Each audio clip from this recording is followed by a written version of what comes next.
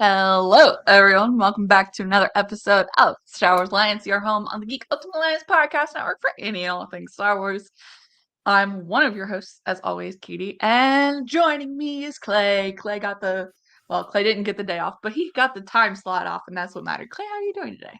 Actually, I was off today all day, and it felt Oh, is that next great. week?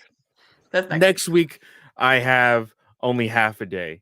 But last night, I don't know what it is about me and like my body's like, oh, you have tomorrow off, so I can keep you up all night. I didn't go to bed until like 4 or 5 o'clock unintentionally. I was legit Bad Clay. reading. I was just reading comics, some of which we will be talking about today. And then before I knew it, Amberlynn started to get all fussy. So I just got up, changed her diaper, fed her, and then looked at my phone and I was like, oh, it's 5 o'clock in the morning. Ah. I think I should go to bed. Okay. And I started to feel it. So I took right before the cast a caffeine pill. I'm good to go. I'm drinking plenty of water. And I'm ready to talk about some Star Wars. You're like me, Clay. I had Tylenol, a muscle relaxer, and my migraine relief pain medication about 20 minutes ago. So we're all drugged up over here, people, in a legal sense. In a legal sense. Yes, Uh very much so. But Clay is going to tweet the link for everything, and I'm going to walk you through the podcast paperwork side of things. Like I said, Star Wars Alliance is part of the Geek Ultimate Alliance podcast network. We have 8 shows, 7 days a week, and you can find all of those in the description box below for your reading pleasure. There are 3 ways to support the podcast. The first way is via Patreon, where we have 2 tiers. The $1 tier helps keep the Kyber crystals charged on here, and the $5 tier gives y'all ad-free episodes, exclusive episodes, and any early episodes we may drop. That $5 tier also gets you access to our monthly call-in show, which I don't know when this month's call-in show is, but you'll get notified if you're part of that $5 tier, which we appreciate all of our patrons very, very so much. The second way to support us is via the ads on the show. We're an ad-supported show, ad-supported network. Clay or I will give you a warning before those ads are to occur, but just so you know now, we don't get to choose who the ads are from, nor how many times you hear the same ad in the same episode, nor how loud those ads are. So that warning just help you prepare those volume levels. The third and final way to support us is by rating and reviewing us on your favorite podcatcher of choice. Those reviews help put us into the feeds of other listeners who may not be following us on social media. We will be talking about several pieces of news today. We have a lot of Star Wars Jedi battle scars as well as Survivor things to talk about. We did get a description of the Mandalorian season 3 trailer that dropped at CCXP, I think. Play. Yes, we did. Okay. Sorry, I am typing out and I didn't want my clicks of the keyboard to be messing up anything with the audio. So yes, we You're good. did get some it was very confusing reports because there was reports of no new footage in the CCXP uh uh video trailer montage Mhm. thing, and then I think maybe 15 minutes later, there was like several accounts that were like, "Oh yeah, this new trailer had this and such new Mhm. action." And so we were very confused. I don't think anybody, as far as the internet goes, got any of that footage. So we haven't Yeah. really seen anything.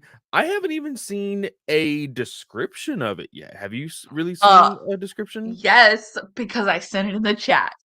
It I is the need to Collider no tweet. one more thing, like we always talk about like how you are engulfed in Star Wars Twitter. I am a co-host of a Star Wars podcast, and somehow I am not on like the larger side of Star Wars Twitter. I don't know how. Maybe that's an Elon Musk fault, but I don't know, just kidding.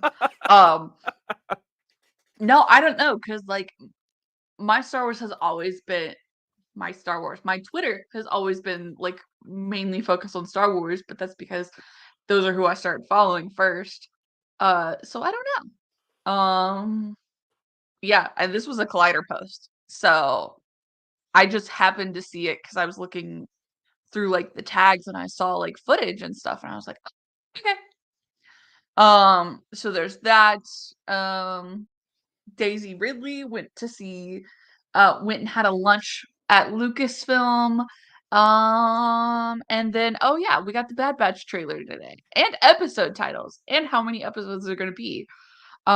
So I'm interested to hear what you have to say about the Bad Batch trailer, but we'll get there. We'll get there. Where do you want to go first? Um, I think in regards to everything, um I would say let's talk about this Daisy Ridley stuff because the internet kind of went a little crazy over one small, and this is why I think the idea of Instagram stories um is both hugely annoying but also comedic marketing genius Yes. because for one, a story on Instagram is only 24 hours, which Mhm. is super inconvenient when nobody on the freaking internet decides, hey, maybe I should screenshot this. Again, there's some people out there that will screenshot it, like you have here on our screen over at the YouTube. Yep. And that's how a lot of people started to generate as far as the conversation goes, as of what the hell was going on here. But at the same time, for me, I have an Instagram. I'm trying to use it a little bit more recently. But whenever I hear, oh, so and so had this on their story, and I run over there and I press on their little icon to see their story, and then I learn, oh, it was a story that was like 3 days ago. I'm just like, how do I know you're even telling the truth? There is zero proof now. Like, Yep. it's such a good marketing aspect of like, oh, if you catch it, you catch it, or if you don't, you don't. So I think this is really cool and really good. Now, as far as the speculation train goes, Daisy then put out after this particular picture an old photo of the entire cast. Sans, I Mhm. think Adam Driver was not in that photo. Yep. Um, of the entire cast of Force Awakens. And she said, "Oh, nothing special, but days like these remind me of what was," or something like Yep. that. Something along those lines. And again, people went nuts. So, Katie, my thought process was, what the hell is in Lucasfilm's kitchen or cafeteria that is so amazing that you need to have lunch at Lucasfilm? That's what It, I was reading because I didn't read your tweet originally when you put it out. You're like, I mean, how special is the food at Lucasville? Couldn't the lunch be somewhere else? exactly. No, I don't get it. I Like, it has to be something specific. with the latest couple rumors about Star Wars films and what they're going towards. The rumor is that they're hitting the sequels. So this could have just been a lunch, but it also could have been Lucasfilm going, "Oh hey, we want to sneak back into Daisy Ridley's thoughts. Like, I want her around. Like, kind of test the waters, see how she feels and everything before bringing it up. So it could have very well just been a lunch, but it could be a lunch with hidden motives. Yeah. I think that it is a lunch with hidden motives. I think that there has been plenty, plenty of time. I feel like too much time between the last theatrical movie with Daisy Ridley and all of those loving characters and an announcement to further the Star Wars story. Now, Do I need Star Wars Episode 10 and the new title? No. Which brings me to another talking point. Does every Star Wars movie, because of course, Star Wars shows are completely different in the way that they have been titling things. But does a Star Wars movie need an episode title? No. I mean, we saw it very clearly with Rogue One and Solo. Like, it's completely plausible to have movies without those episode titles. Well, Rogue One, I feel like, was a very special case. But like, then you look at things like Solo, and people look at Solo Don't hate and on Solo.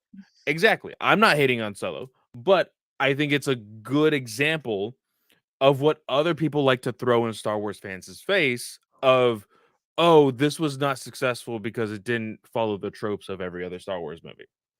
You know? Yeah. So I think that they could easily do a Star Wars movie. Oh shit. I'm What sorry. what I happened? just saw this. Somebody threw it in our group chat. Patty Jenkins, Wonder Woman 3 not moving forward as DC movies hits turning point. A Hollywood Reporter exclusive. Where is this? Oh I did shit. not see this. It literally apparently this was 4:15 today by Boris. How did this not get sent in our chat? I am so confused. I do not see any of this. Hold on. Is it it's from Boris Kit? Yeah, there you go. It's in the chat. Anyways, sorry y'all.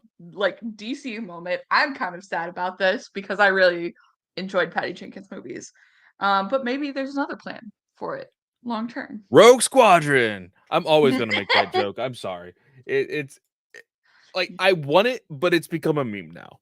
It truly has. Um, Yep. but I back to what I was saying. I think that I would like to see more Star Wars moving forward without the tropes of Star Wars. In the sense of, oh, we need an episode title or episode number and title. You know, we need an opening crawl. I love the opening crawl, but it's not necessary for everything. I think, ironically, due to the fact that there has been a lot of time since episode 9 and what hopefully will be a future film, you know, crossing my fingers, Yeah. you never know. Um, I think it would be smart to do an opening crawl, especially if Lucasfilm decides to connect anything that it has been going on with uh our Disney Plus shows, that of Mandalorian and Yeah. moving forward, you know. But I think I'm very hopeful. I am very hopeful that somebody is over there at Lucasfilm talking to Daisy Ridley, because Daisy didn't necessarily give out a name of anybody that she was having lunch with, correct? That's correct. Yeah, she did not. She just was like, it's just a simple lunch.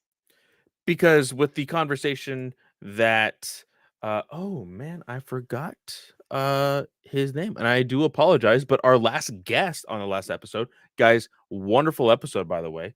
Uh Yes. uh the social media handler for Wikipedia was able to come on and talk to Katie and And talk I forgot to everything tweet the episode link. talk everything about that week in the news. But y'all, the biggest topic was Kathleen Kennedy. Yeah. It would be very interesting if Kathleen was the one to have lunch with Daisy. Now, I remember maybe even last year or the year before, Kathleen and Daisy did have a lunch and people were freaking out about that. Yep. Uh it would be interesting to find out if it was Kathleen, but with circulation, rumors circulating her exit of Lucasfilm, I kind of find that to be probably unlikely, you know? Yeah. I don't know what to think about it. Like, and we talked about this last week with Kathleen Kennedy and stuff. I really enjoy her choices for television. I don't know if I necessarily like, I think the films and everything were great. She needs to let creatives be creatives, but, like, I don't wanna see her, like, unceremoniously dropped. You feel me? And I'm not watching Willow, but I've heard great things about Willow. Mhm. So, there's other things that are important to Lucasfilm. I guess the very key thing will be how does Indiana Jones 5 do, which may be what that news was talking about. Oh, very soon after Indiana Jones 5, if she can pull off a movie or if she can't, that may be the storyteller. Yeah. Yeah, for sure. Um, but other than that, that's basically it for the Daisy Ridley stuff. Just a little bit, giving us fans hopefully not false hope, but just hope overall for the future of Star Wars films. Um, Up next in the news segment, something very small here. There was an article from IGN. In a new interview with IGN, Quantic Dream founder David Cage talked about Star Wars Eclipse and what the NetEase acquisition has meant for the studio as it looks ahead in the future. One quote here, it's a whole bunch of real, just like basic stuff, because again, through everything that has been happening with Star Wars games, there is going to be a little bit of a delay for a lot of them. Knights of the Old Republic. Remember when we heard that there was a completely new studio working with all of that, and they wanted it to be end of this year. Clearly not happening. We probably won't see that game for maybe until 2025. This game, I could very much see it still being a late 2024 or early 2025. But one thing that a lot of people were wondering was one of Quantic Dream's biggest hits was a game called Detroit Become Human. Very, very awesome game. Katie, I know that you have a hard time in regards to video gaming in the notion of like how lengthy it is or whatnot. I will say this: Detroit Become Human is a very story driven game in the sense of like it's almost a game that you can just watch. But it is a game that very much takes a path of every decision that you make. And there's multiple decisions that you can make in every single mission. So there's at the end of the game, there's like a giant spider web of possibilities, and you can replay it like tens of thousands of times and get new results every single time. And David Cage did say in this interview, he says right here, where was it? Oh, well, what the heck? Star Wars is not going to be a skin of Detroit. So it's not going to be exactly like that game. And now a lot of people were hoping for that in the sense of like the play style, the possibility of making all of those choices and getting a lot of different endings and types and that kind of thing. I think that would be a lot of fun. But I think it is good for them to change some things up. And so it says, like I said, the two games will be very different, very different. Although we will also, of course, use what we learned, but it's not going to be a copycat by any means. It's going to be very different experience. And I think he's kind of like, of course, skirting around the topic because I think it's still very early on in development. I think they're very much still trying to decide what they want to do with some of these aspects of the game, which is totally fine. And I want them to take their time. Uh, Wikipedia is in the chat. Thank you so much for watching. Hello! Hello, hello, hello. Thank you so much I'm for sorry being I didn't tweet the link. being on the episode last week. Very much appreciated. Worked late, but loved the episode. Uh, Now again, it says here, first announced in 2021, Star Wars Eclipse has remained largely a mystery since its striking first reveal earlier this year. Quantum Dream squashes rumors that it has been delayed and was suffering development trouble. I still think that's something that is very much happening. Charlie is also in the chat saying, "Hey guys, just wanted to say I love the Convergence review. Never read any of the books, but always have a good time trying to follow along as much as possible. Keep up the amazing work out there." Thank you so much, Charlie. It's And Charlie. I will say this: if you have the access to either Audible or the time to read books, Star Wars books are so eye opening. Uh, Yeah. Katie has given me a new aspect of life when it comes to reading. I even where is it? I think I put it somewhere else actually. Um, I now have a book journal for next year. Um, I do too. so that's going to be fun. It's probably only going to be Star Wars related stuff, but it's going to be fun to fill out. So thank you so much, Charlie. Uh, so just a small update on the Quantum Dream and Star Wars Eclipse stuff, but talking about games, we heard that according to Steam, you put this out in our Star Wars chat. According to Steam, you can already pre-order Jedi Survivor, and it is coming out March 15th. Now, I am always somebody who will always base my pre-orders off of the pre-order bonuses. If you're not giving me anything good, I'm not going to pre-order the game. And a lot of this stuff is cosmetic. It's nothing super crazy, but you give me the scoundrel look and you give me that awesome looking hermit, which is of course Obi-Wan Kenobi's suit and lightsaber, by the way. This is definitely a pre-order that I am going to get. You get the scoundrel look, which is of course Han Solo, the rebel hero, which is Luke Skywalker in his yellow jacket with his lightsaber, and like I said, the hermit cosmetic, which is Obi-Wan Kenobi. We also have heard that the gameplay footage will in fact be uh, in the Game Awards, which is not very far off from now. I believe it is either at the end of this week. Oh, actually, I think by the time this episode is out on podcast, it's the very next day. I believe it's Friday, but I am going to double check. Wait, our episodes drop on Thursdays. That's what I mean. By the time this episode drops, it'll be the next day, Friday. Oh, okay. Is that what I said? Yeah. Or Sorry. Yeah, migraine brain. I'm sorry. December 8th. So actually, the day that this drops, the Game Awards will be live.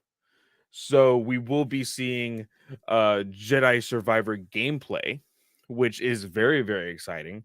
I am off tomorrow, so I will be able to watch all of it, and I will report back, of course, next I week. will probably not watch it, but I will take Clay's word for Yes, I have sent guys. Don't worry, I it. sent Katie a full cutscene supercut video of Jedi Fallen Order. I double checked, I screened through it. There's like maybe a couple seconds of actual gameplay before each cutscene just to give you some context of like what in the world is going on.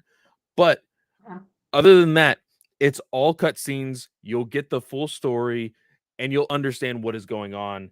It is an hour and a half. It is a bit of a video, but good thing with YouTube, you can always up the speed if you absolutely need to. So that's what I would probably do, to be completely honest. But yeah, very excited about Jedi Survivor. I was just having a conversation with Travis Snell over in our GUA chat that I am so behind on gaming. And with Jedi Survivor, I feel like Jedi Survivor, because I am a co host of a Star Wars podcast, it's a game that I absolutely loved when the first one came out. This is probably going to be a first day purchase for me. so I have to be very careful in what I pick and choose to play in the next year. Yeah. But I am definitely going to be picking up this game. Really excited to report back on all of that, but really excited about the gameplay footage tomorrow. Yeah.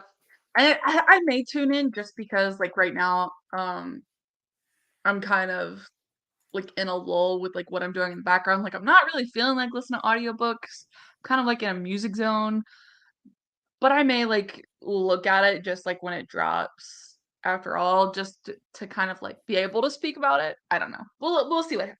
We'll see. Okay. But in the same realm of Jedi Survivor, we got Yes! a book cover reveal for Jedi Battle Scars. Now, this, when I look at this cover, I don't know, it doesn't look like a book cover to me. That's what I was thinking. It looks like a movie cover. It looks like a movie poster, Yeah, which is both movie good poster. and Oh my bad. gosh. Ah! It looks both it's both good and bad because I mean recently the very generic thing which this definitely does is the floating heads, the multiple characters or whatever. I think it is falling into the trope of what people have dubbed the MCU poster. Um but I also think it's kind of reminiscent of that of like a Force Awakens poster. Uh but just thinking about having this book physically and having that on the cover, compared to every other Star Wars book that I have, it does seem like there's a lot going on the cover, you know? Yeah, so, let me bring it up for people. Share screen. Now, I will say I love the color aesthetic because, of course, it is very Star Wars. The red, the blue, the green, like it screams Star Wars for sure. Yeah, But there's just a and lot going on. there is a ton going on because 'cause you've got what looks like Death Troopers in the background, you've got the 5th brother up top, and this is all in the red section, and then there's, this is the ship they're on. I can't remember the name of the ship. Um, but, like, Cam and all the other main characters ship being chased by TIE fighters, and that's all in the red section of the book. And then you've got and I say Cam, it's whatever his actual name is. Cam's the Cal, actor. Cal Cal. Kestis. And then you've got Cal front and center, with I guess she was a former Jedi Knight to the right in the blue, and then you've got the Night Sister, who's basically wielding like Night Sister magic, and then the pilot of the ship. And then you have, and I hate this so fucking much. Um, I hate this sticker. I hate it. Like, just In give the me years a book before cover. Jedi Survivor, it do you know what it reminds me of? I immediately think of the stupid Target sticker that Target puts on every single one of their books, and I absolutely hate it. Now Either recently, that Barnes& and or Noble like does it. the now it's a TV show. Like, Yeah, yeah, you're right. It's like the, uh, "Go see such and such in theaters," or yeah. something like that, yeah. Very And much in that realm of things, yeah. and don't get me wrong, it's probably very much needed for the like context so people can go, "Oh, okay. This is actually connected to the game. It's a part of the canon. Like, I should pick it up." I hate it though. I hate it so much. Now, Yeah. I just remembered, there's also a description here, um, on StarWars.com. The ship is the Mantis. It's Yes. the Stinger Mantis is what the full title of the ship what the ship is. Um, I will be picking this up. I will most likely also be picking up the audio version if an audio version is available. There hasn't really been any news on that from what I have seen. There will probably be an audio version. I think Random House World has made a huge effort to make sure that there's audio copies. Um Whereas like Disney still hasn't dropped an audio version of Is Quest for this the I Hidden haven't City. checked it in a couple of days. Yeah, Quest of the Hidden City is still unavailable on Audible, which is absolutely ridiculous. Um, Disney Books, we love you. We greatly appreciate the opportunity to Oh, get the book actually, I in advance. lied. It's there. I'm It's sorry. finally there. Well, I get my weekly allowance tomorrow, and I will be able to buy some more credits, and I will purchase the book. I just used Finally. the last of my credits yesterday because I thought it still wasn't there. But it's on my wish list and I get more credits in 3 weeks. So So it what that was only a month. It took a month because it was out on the 6th of last month, right? yeah, it says it dropped yesterday, December Yeah, so 6th, 2022. exactly a month. Absolutely insane. Uh, but that is it for the gaming side of things. I do believe. I don't think we got anything else in regards to gaming. Not that I can remember. Um, some other news topics of today.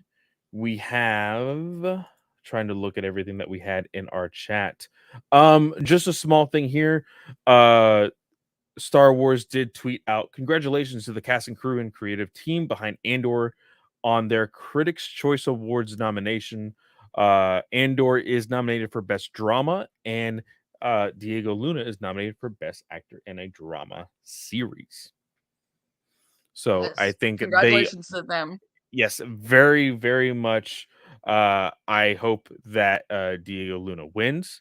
In all honesty, um, Mhm. really surprising that there was no like and again, it's been a while since I've even kept up with Critics' Choice Awards, but like just because the way we were talking about it, no supporting cast got nominated for Andor, absolutely insane. Yeah. I think it'll this is just kind of like it's more recent. Like your award season is in the spring. So we'll probably see more of it then. Something that I wanted to talk about because I always find this really interesting. So here is the cover for the last epic collection for Star Wars, the original Marvel years. I wanted to And ask you about this because I have no idea what all the controversy is about. yes, so okay. So is it going to allow me to zoom in or is it going to be dumb? Oh, hang on. Nope, it doesn't want to allow me to zoom in. It's stupid. Okay. So if you look at this, this is a tweet from German Jedi. And he's got the cover.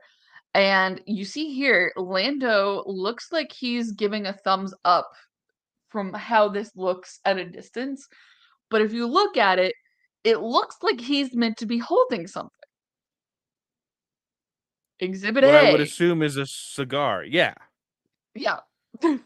This is the original cover. And there's a cigar right there in his hand. And there's like no editing done. Like you can They look, they basically just removed the top photoshopped it. finger. Yeah, they photoshopped it. That's like you could literally see his floating thumb. Mhm. You're gonna have to go Wow. look at it more close up because this is like a terrible way to look at it, but Twitter won't let me zoom in more. I'm But looking like at it right now. and Chris, who's been on the show before, these are some other covers that are in this like run of comics. So you've got Darth Vader here. This is February 1992, and then you have Luke staring at him, and then here's another one, which this is awesome. I love this. So they had plenty of other covers to choose from, but Hmm. instead they're like, "Hey, let's do the last issue and just take out the cigar." I think that's really dumb. Yeah. That is insane. Yes. That's So crazy. Uh there's that one. Um, we talked about that. We talked about that. Sorry, y'all. Closing out my tabs. All right. Do you mind reading off the trailer footage description from Collider? Yes. So let me actually bring that up right over here. New Mandalorian season 3 footage shows Grogu flexing his force skills. That's what the title of this article is. Let's see here. Let's see where the actual description starts. It says here the trailer is an extended version of the one released back in Star Wars Celebration and focuses on what's next for the title character after making the conscious decision to remove his helmet. As we've seen previously, he decides to go to Mandalore.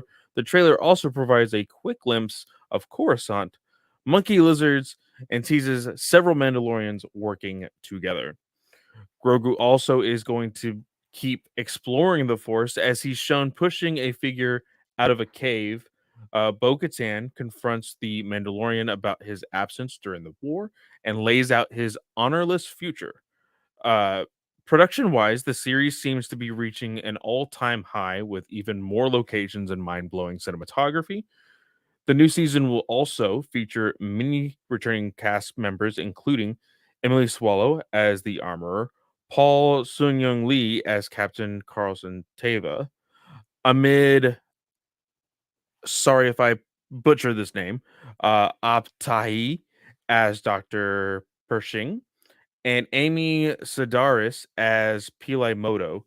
According to Favreau, the new season will be much larger in scale than previous seasons and will include even more Mandalorians all working together. Now, I feel like it is a given that each new season is going to be bigger and bigger, but do we Yeah. still believe that because it was a part of our prediction for after season 2 that uh that this may end with like with a trilogy, that the season 3 might be the ending of Mandalorian? Like, do we still think that is something to be true? I really think it's possible, but that it will just shift to be a new show about and change the title. So we'll still Yeah, see the same characters, but it'll just be under a different title. Does that make sense? it does. Uh, I think that it would be very rambunctious and very risky to do so. Just because when it comes to the idea of marketing, uh, you like I guess repetitive is key. Repetitiveness is key when it comes to word recognition, you know?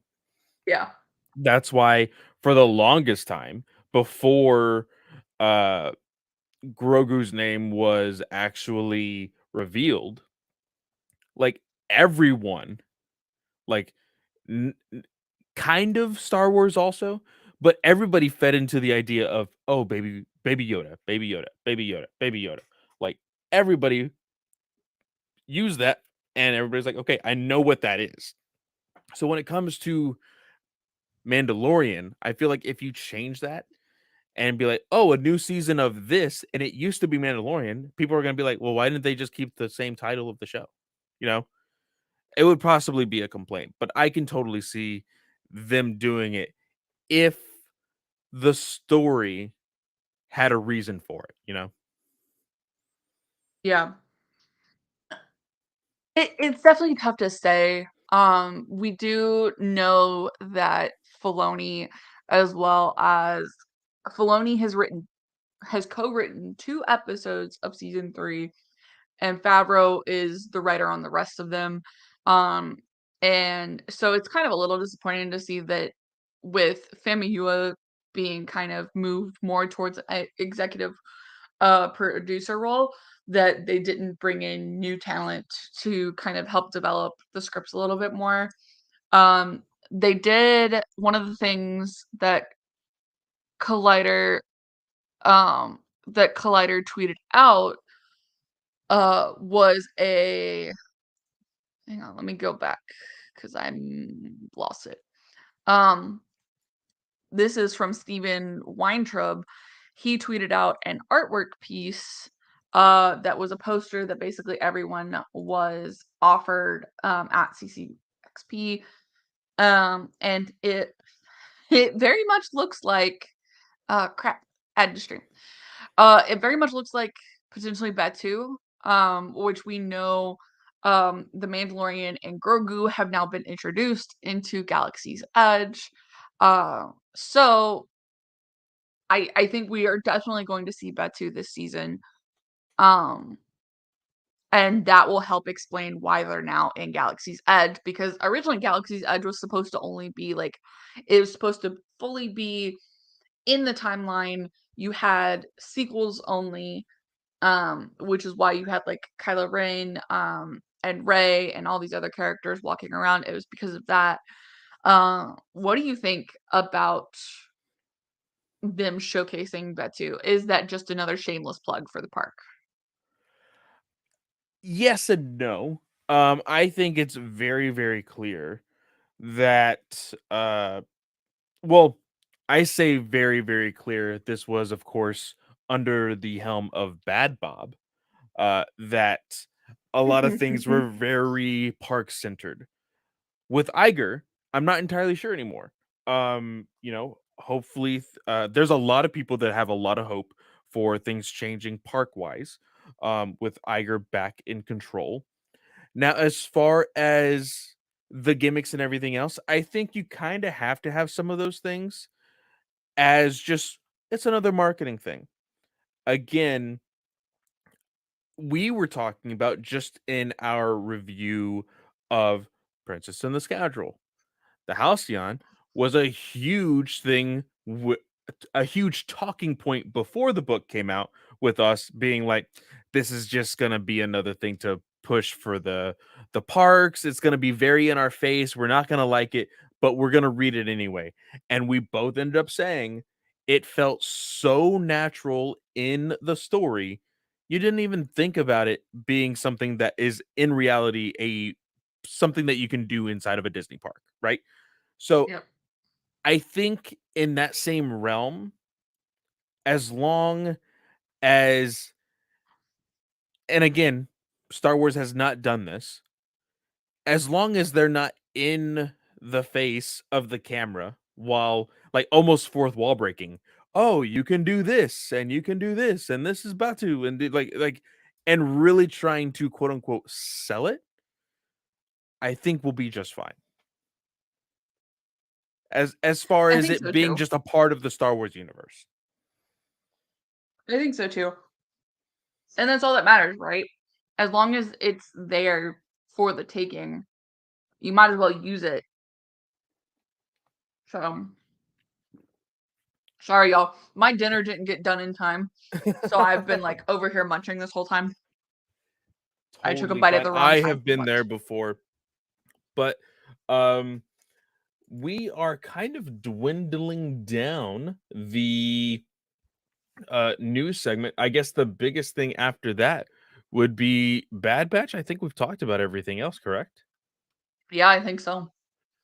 Cool, cool, cool. So I did have it up earlier. Let me actually bring it up again. I am going to bring up the actual uh trailer here. I will keep it muted and we will share the screen here. Let's see here.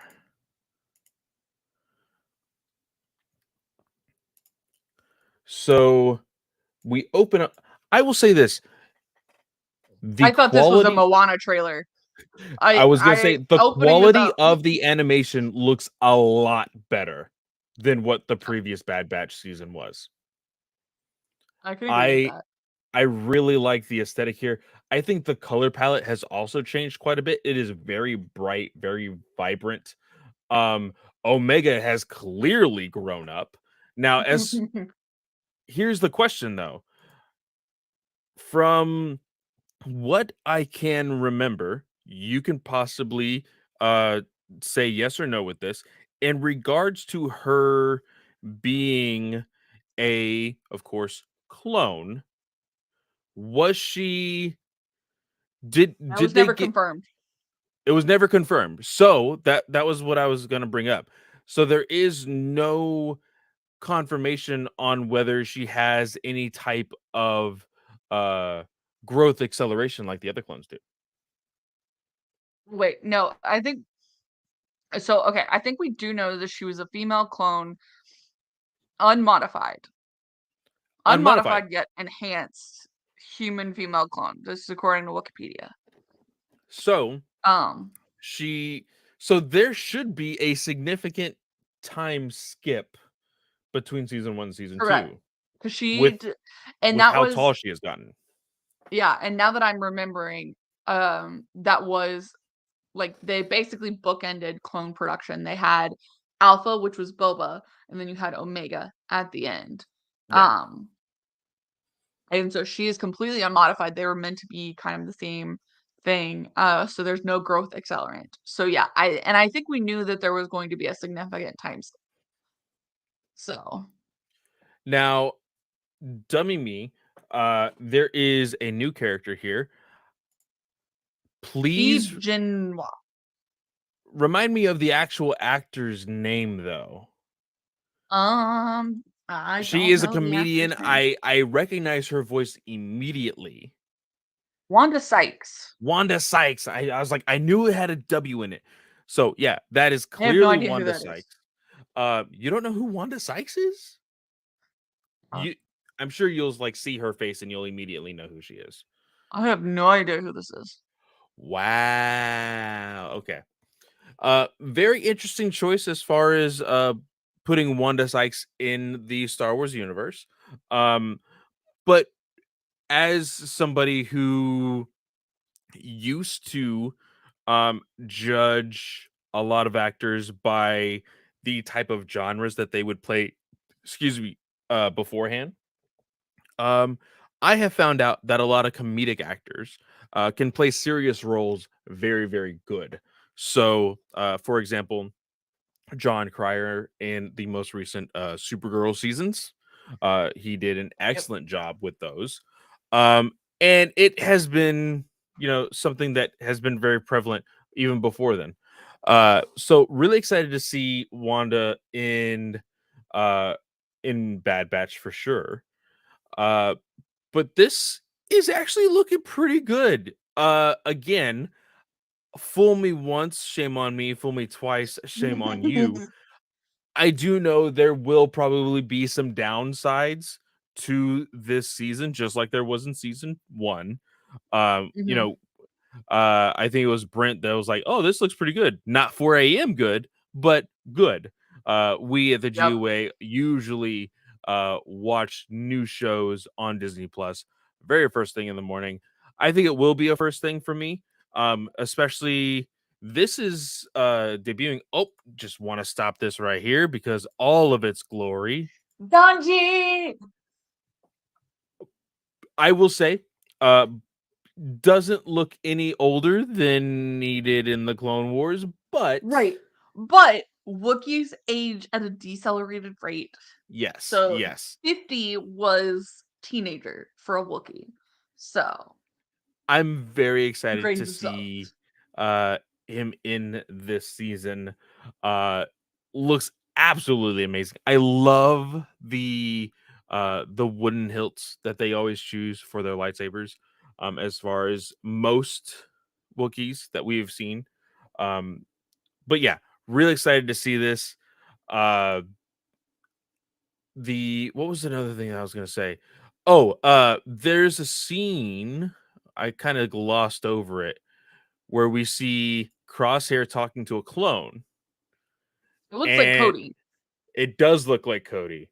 Now they're having the discussion about how some clones are kind of questioning the Empire and like, hey, maybe we are on the wrong side, and Crosshair is being very blunt about it, which I am still so disappointed at how the ending of season 1 was, with him still being defective, quote unquote, at the end of the season, even after they like made sure everything was okay with him and he in fact wasn't uh what was it infected by the chip virus thing. uh and he just thought, hey, this is what was the phrase, uh good soldiers follow orders. Oh, god, that thing was said so many times season one. Yeah. uh but he says, then they are traitors just like the Jedi. And then who we assume is Cody gives him like this kind of stink eye, at the corner of his eye. Going to be very interesting to see. I think because I think we already saw it in Bad Batch, but I think we will see it even more. The actual shift from clone troopers to just general troopers, you know. Uh Yeah, because we know the Empire cycles out troopers at one point or another. yeah. I think we will for sure probably see the start of it here. Um I feel like in a weird way there is this moment here. Omega is saying that, they're getting into all this trouble and getting like needing all of this, like basically all this bad stuff is happening because of her. Um I still want to see more growth with Omega and the other members of the Bad Batch. Yeah. I think that again, one thing that Brent, you'll love this because I know you listen to Star Wars Alliance. Uh, this show is very much about family. I think it was Wrecker who said it last season that they are a family, and family doesn't get left behind. Lilo and Stitch. But I want to see more relationships, more bonding, and of course, I want to see more clones. We do see in this trailer, uh, Rex shows up, Hmm. and the only thing for me is I'm a little worried when it comes to just like how we saw in Tales of the Jedi. Are we going to see some conflicts of continuity in this season? I don't know if we will because I think they've been pretty good about this, and this is the only early time frame piece that we have so far. Just So wanted to pause it here. Well, go ahead. So what? I don't think you're gonna see a whole lot of continuity errors. You may see like a little bit of like a from a certain point of view perspective. Um, but I think that's going to be it. Um, Sidious is right here, and I find it extremely funny because Ian McDermott said that he would be back underneath the cowl for a piece this year, but I wonder if he had been and I guess technically this is coming in January 2023. So it wasn't this year that he played Well, Palpatine in this. it well, he said he would be under the cowl, and we technically saw him in Obi-Wan. Yeah, that's what I'm saying. Like I was going towards the path of, oh, he's been in 2 this year, but then I was Oh, like, yeah, yeah. oh yeah, forgot. I think it would have been 2 this year, but there was just a whole bunch of very confusing marketing mess with this show, unfortunately. Because I mean, Which at one point, we thought we were gonna get this in spring of 2022. yep. And especially like y'all, the trailer dropped on Disney Plus this morning and That was got confusing. no I tweets till about lunch. I will say I watched this on YouTube, because I opened Disney Plus and I was like, "Hold up, I'm not about to watch this on my phone. I'm definitely not gonna log into Disney Plus just to watch a trailer. I'm gonna go and double check if it's on YouTube." And thankfully it was. Um, but yeah, very, very odd. I think again, this is just another demerit towards Star Wars and how they are treating this series. I understand that like it may be the odd redheaded stepchild of Star Wars right now, because when it comes to critically acclaimed stuff, we are hearing a lot more positive things about every other Star Wars show. I think Bad Batch overall was possibly the worst reviewed show of the Disney Plus series.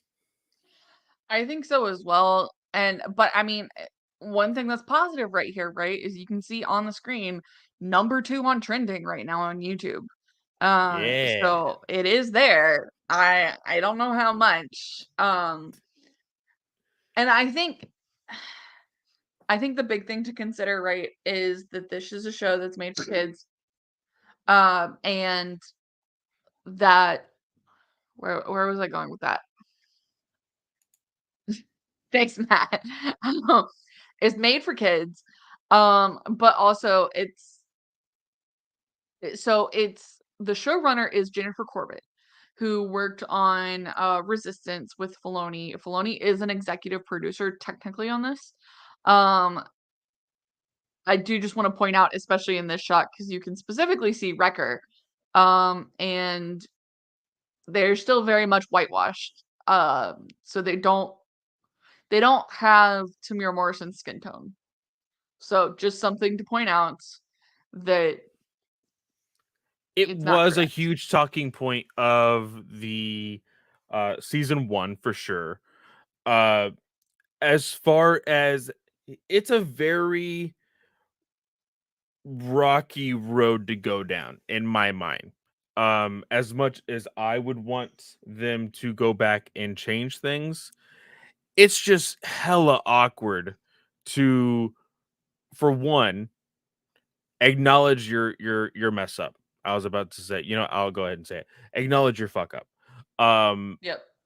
and two, I think it would be very jarring, unfortunately, if you were to watch season 1, season 2 back to back, and there's that huge tone change in their skin. I think it would be a little bit jarring. Now, a lot of people will be like, well, Clay, there's a lot of like recastings and things in live action shows. Wouldn't it be kind of the same thing? Yes and no, because for one, they're still all played by the same voice actor who is not of that skin tone whatsoever. So Yep. that's one thing. But also, like, it's animation. Like, you don't normally see a quote unquote recast when it's not a recast, you know? It's very rare that you do see a tone and skin. I will say I have seen in very uh special circumstances people of color getting a different type of lighting skin tone change for comics, some animation, when it comes to, bettering the hairstyles and everything else. This, I just think, unfortunately, because as I said before, it is a little bit of the redheaded stepchild of Star Wars on Disney Plus. They're just saying, and this is another kick in the nuts of it. Oh, it's a cartoon. They'll Yeah. be fine, you know? And that's something I don't like either. And I've always taken it as kind of like they're also clearly genetic modifications.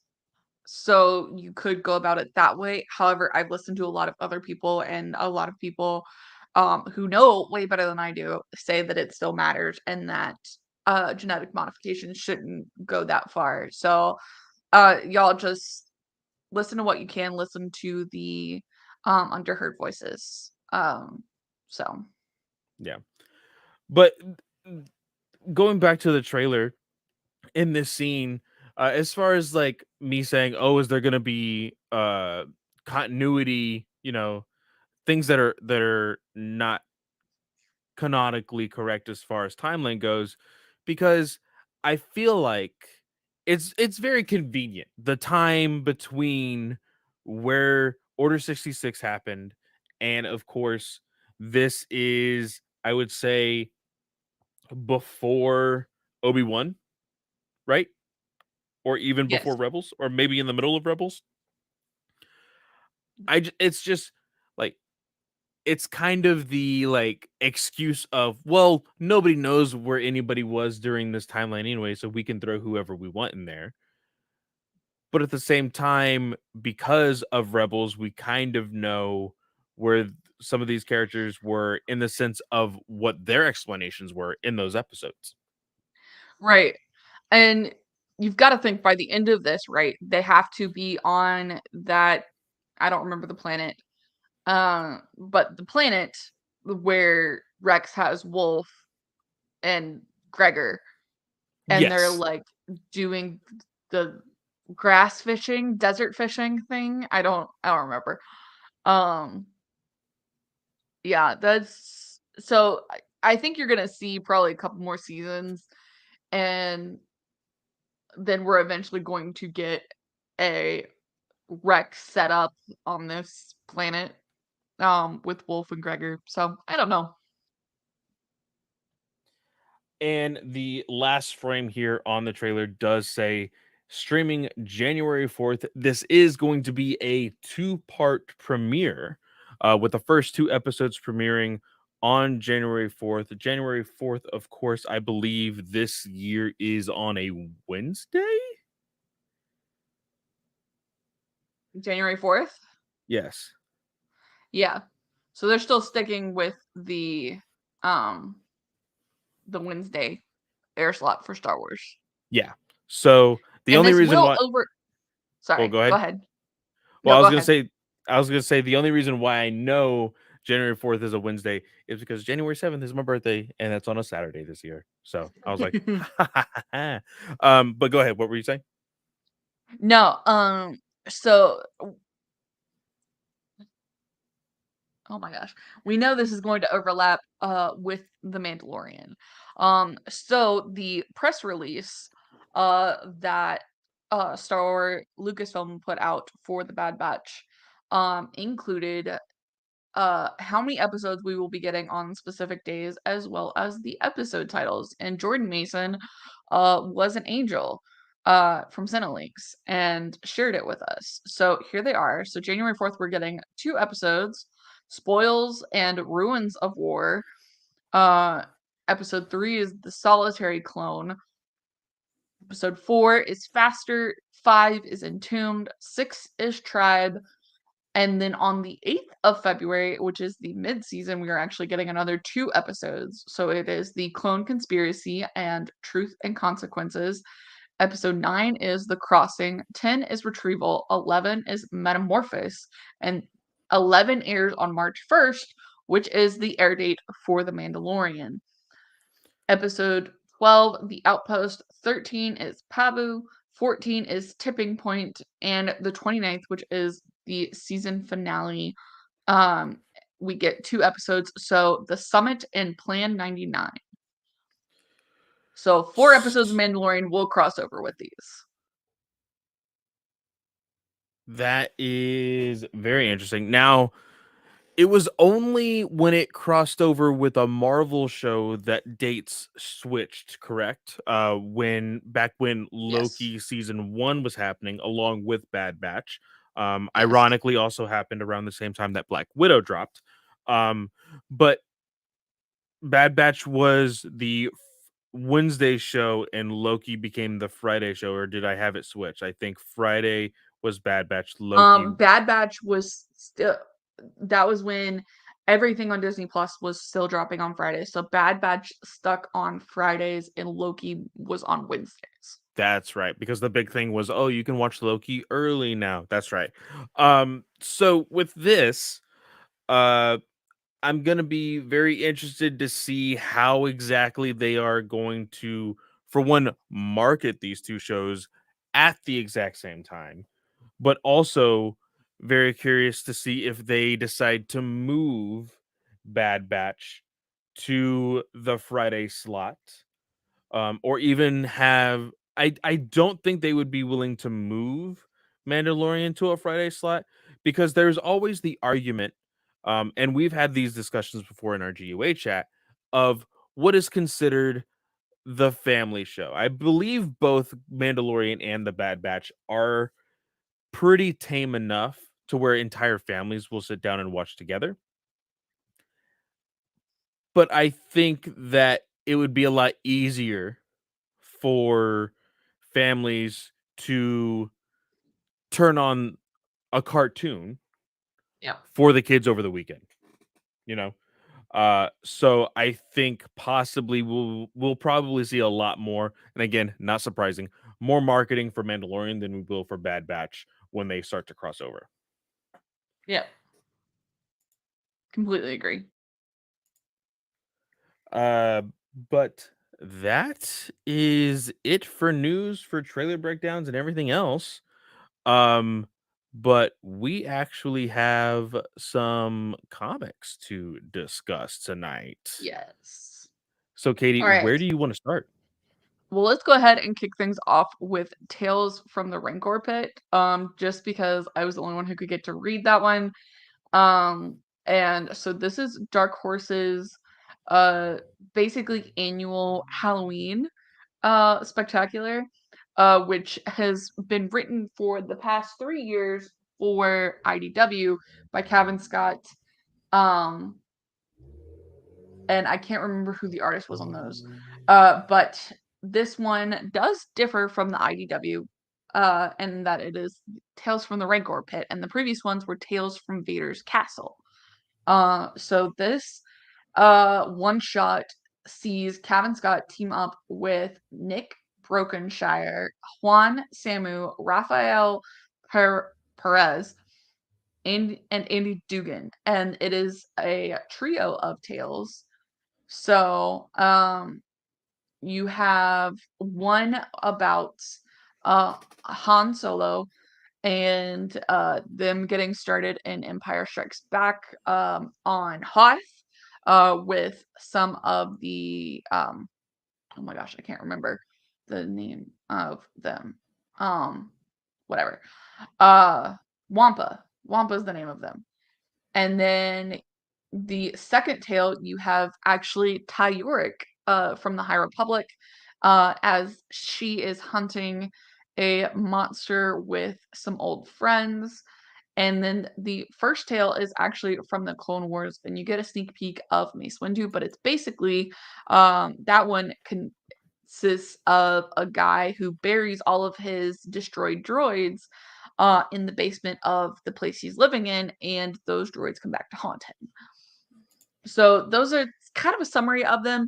I did like the artwork in the Ty Yorick tale the best, which oh, I think about where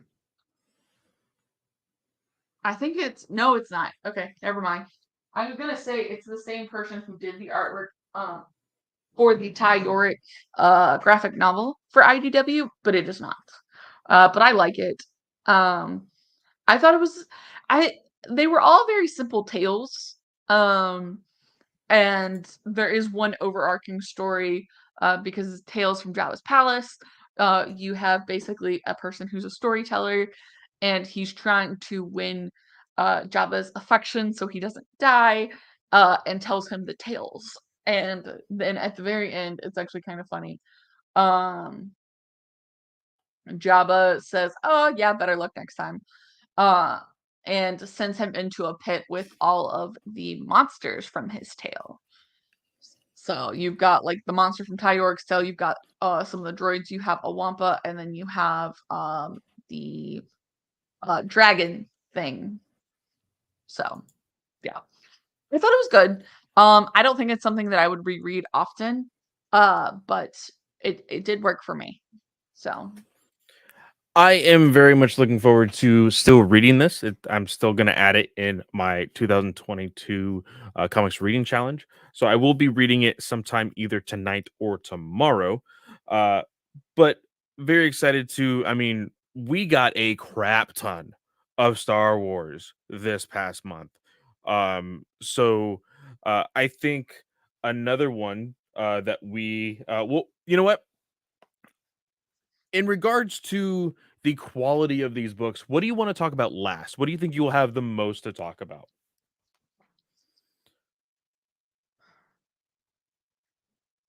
probably the High Republic ones. Okay, so let's go ahead and really quickly. I'd probably say High Republic.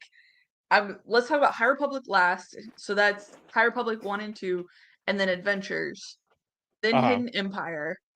before that, and then Yoda. Okay, So let's go ahead and knock Revelations out of the way I because was just about to say, Revelations. let's do the one shots first. First, it was Tales of the Rancor.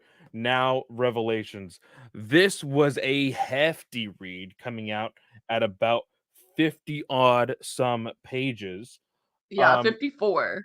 you had texted me the other night and saying that you were really excited to hear what I had to say about this book.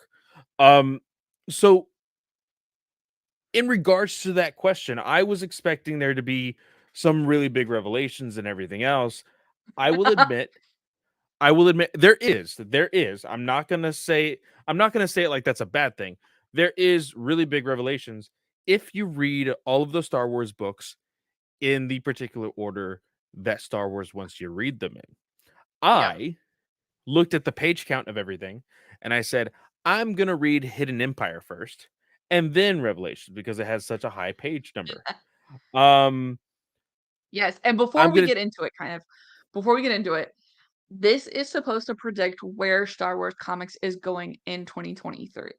Um, we've kind of had Soul taking the lead, back half of 2021 and 2022, with War of the Bounty Hunters, Crimson Reign, as well as Hidden Empire. This is supposed to kind of take lead and go and tell us what's coming next. And it is written by Mark Guggenheim, with Salvador LaRocca, Pere Perez, and Dono Sanchez Almara, Guru Effects, Emma Kubert, Wayne Foucher, Justin Mason, and Paul Fry as the artists. So you kind of had a lot of crossover with the artists that are currently working on all of the Star Wars comics right mhm. now. So what were you gonna say? I'm sorry. I just wanted to make sure we hit that because I was gonna Well, yeah, forget. no, just in the idea of letting the audience know if you're gonna be reading these books and if you haven't yet, read Star Wars Revelations first, then read Hidden Empire. There is really big connections there that pay off in the sense of revelations um, for the audience. So I will say this: the idea of revelations is basically uh, the Christmas story of Darth Vader, or the Scrooge story of Darth Vader, uh, uh, looking into his past, his present, and his future.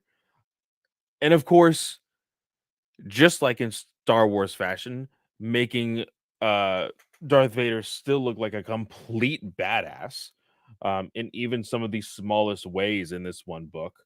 Um, I still need to catch up on the actual Darth Vader series. So some of these were a little bit of spoilery for me because I do want to catch up on a lot of this. Uh, but I really dug this. There was some addition of High Republic talk in this book as well. Hmm. And I know it's probably not him, but just seeing the Twi'lek there, I was like, oh, is that Loden? Is that Loden? Please let it be Loden. But I know it's probably not, and that just breaks my heart more. But I did enjoy this for a larger page count book, a giant size, people would say. Still really good. The story is Darth Vader getting these revelations because he is being told by, I always forget his name.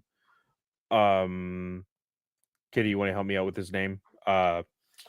Dude that is with all the different legs, giving him these visions. The I know what he's called. I know where you're. I'm literally scrolling through because I was trying to find it. Um, where is it? Okay, continue and I'll find it. Well, he is talking to this individual, and like I said, he is giving him these revelations, these like visions of uh basically the end of everything. That's one of the lines in this book. is The and webbish bog? yes, yes. Uh and the big thing is like Vader's kind of fed up with this guy. Like, hey, stop talking to me in riddles, like just give it to me straight. Like, why am I constantly having to be bothered by you? And it ends up altogether being a trap. And Darth Vader, just again in Darth Vader fashion, being a complete badass, is able to defeat the ambush uh, that comes his way. But we also get a tease of the future right before then. In these revelations, we see an homage to an older story of Star Wars. There was once I can't remember the actual issue number, but there was a story of when Darth Vader uh, had C3PO's head and started to remember everything that, like, how he built him and everything else. It was a very somber moment in Star Wars. I believe it was somewhere. I can't remember the issue number. I'm not even going to try. But we see C3PO with Darth Vader's helmet in that same fashion, almost like an homage to that panel. But on this two-page spread, we see a lot of stuff happening. We see Kira standing over the Emperor's body with her little like electric Mhm. batons. We see uh Darth Vader running from uh oh shoot, what is that group called? At the bottom of the page, I can't remember. We see, of course, a lot of the bounty hunters. We see Luke Skywalker with a red and green kyber crystal, which is very, very interesting. And we see, of course, one of uh, Padme's right hands, which, again, spoilers for the Darth Vader comic. Um, we know that uh, her name is what Sabe? is Sabe has been a very big part of this current run of Darth Vader. Yes. She's basically, and I'm gonna spoil it for you, Clay, but she's basically been serving as his lieutenant. Yes, yeah, I do know most of it, which is what is so compelling about wanting to catch up and read it. But really cool part of this page is Sabe is putting on a Darth Vader helmet, uh, Yeah. which And I think this is more of like a what could happen, what couldn't happen type of thing. Like, hey, if certain events happen, then this will happen, or if certain events don't happen, this won't happen. Like I see it because again, when it comes to these comics, they want to stay within continuity. They don't want to go so far out yes, to make they're people definitely believe. working together.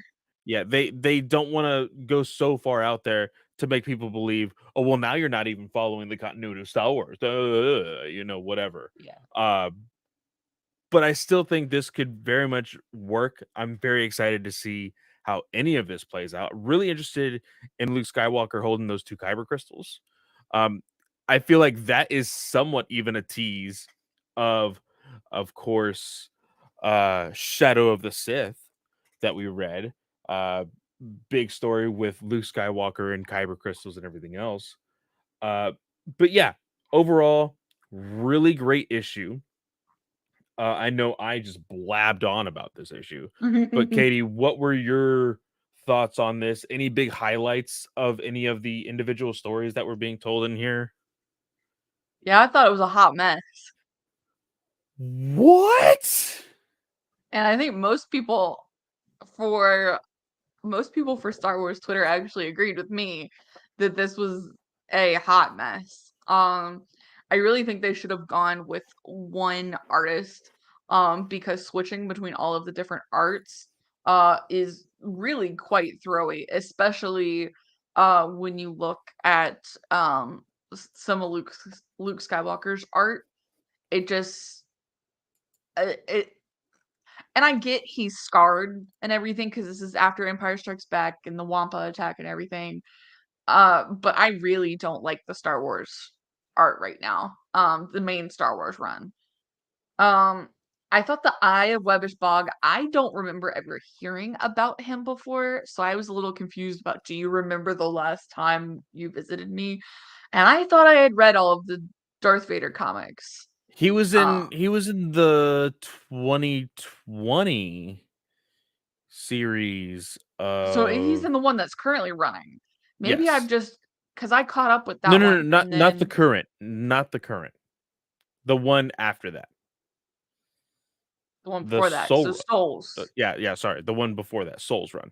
I know I read Souls, so maybe I'm just losing my mind. I will take a look back because I'm kind of curious. But yeah, I did not like this one at all. And maybe I just need to reread it after I've like because I'm gonna go back through and read the current runs and do Patreon episodes for that for the beginning of the year. Um, so stay tuned for those. But um, uh, yeah, I don't know. And I've been reading the Han Solo run that Guggenheim's doing right now, and I haven't been the biggest fan of it. So maybe it's also Guggenheim's writing. I don't know. I liked his Arrow stuff. So, because Guggenheim did Arrow, didn't he? Yes, yes, he did.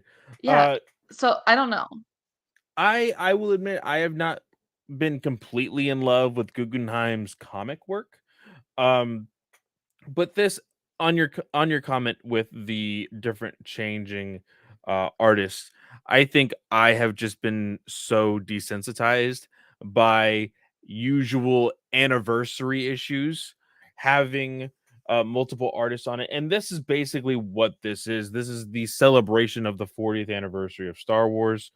uh and I think the one thing that I think really hurt the the book overall is the constant use of two-page spreads and splash pages. Um, for me, whenever I see that, that is basically just the company, that being Marvel, telling its arters and arters, the writers and artists, hey, we need to make this book giant size, so use as many double splash pages as possible, which just ups the price of a book. I believe if I go all the way back to page number 1, it will tell me what this was. It was a 5.99 book here in the US. So, yeah, they just wanted to fill those pages out, which is sometimes a bad thing because it does seem like we could have done we could have done less, or we could have had less of these stories and kind of been able to flesh out some of the other ones. Uh, I will agree with you in the sense of Luke Skywalker's face and some of these was really, really funny to look at. A lot of the facial expressions were not all that great when it came to Luke Skywalker's art. But I mean, I think it still did its job. The splash pages, I think, yeah, you may be right with that, with how it kind of affected the different ways I was reading it and everything. Because we did read these electronically. So they don't quite translate the way that they would if it was um Physically, all yeah. in a book. So yeah, I don't know. I just it was a hot mess, I thought. So I'm gonna stick with that. But let's go ahead and move to Yoda. Yes, which Yoda is I believe they're splitting this into 3 parts. So it's gonna be 9 issues total and 3 issues per part. And so I think Kevin Scott is writing the first part because I believe I saw Guggenheim was working on a Yoda issue. So I think he has a couple parts, but this one is written by Kevin Scott. Artist is Nico Leone. And the color artist is Dono Sanchez Almara. And the letterer is VC's Joe Caramagna. Caramagna. Caramagna. and this is entitled Light and Life. And it takes place roughly around High Republic time is what I'm thinking based on the Jedi Council we see. I was wondering about that as well. Uh, I don't recognize anybody on that council, to So be the one I do recognize is the main guy. I think Master Beer is. Oh no, it's Pratre. Yeah. He's in the High Republic Marvel comic. Really? I need to go back and double check that. I It's believe the you, first but I it's the just first don't issue remember it. where Avar is offered the Marshal of Starlight. Oh, okay. Okay. Interesting. Okay, so yeah, it would be High Republic. Mhm. Um, I really like this dialogue. Uh, Yes. especially when Yoda becomes a part of the conversation. So a little bit of backtracking for the beginning of this book. There is a planet, that planet being uh Turok, which is a part of the Outer Rim.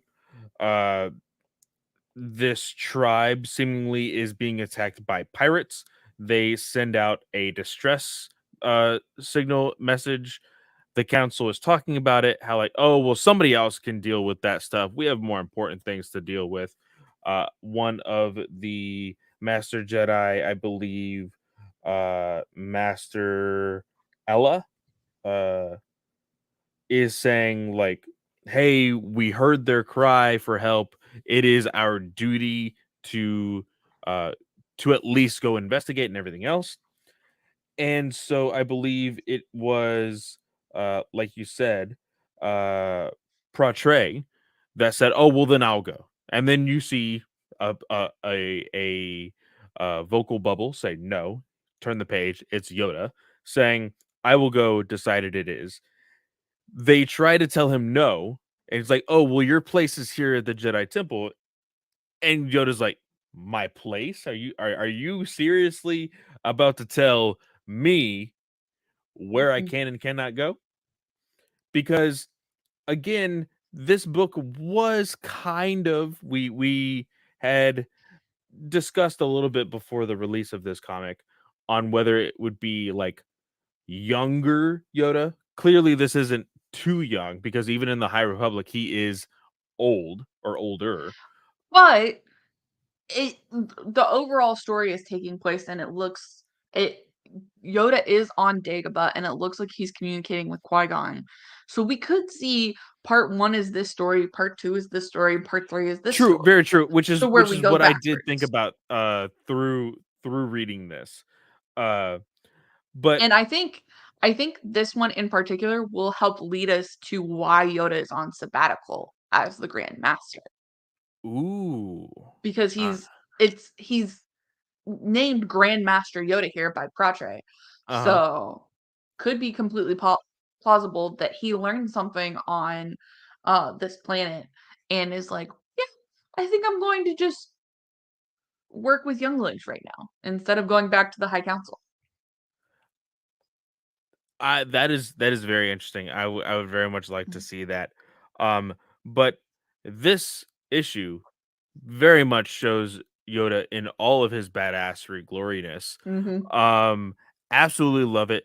Love, absolutely love the art and the colors of this book. Yes. Everything pops on each and every page. I love the play of silhouettes and the brightness of the lightsaber with those silhouettes.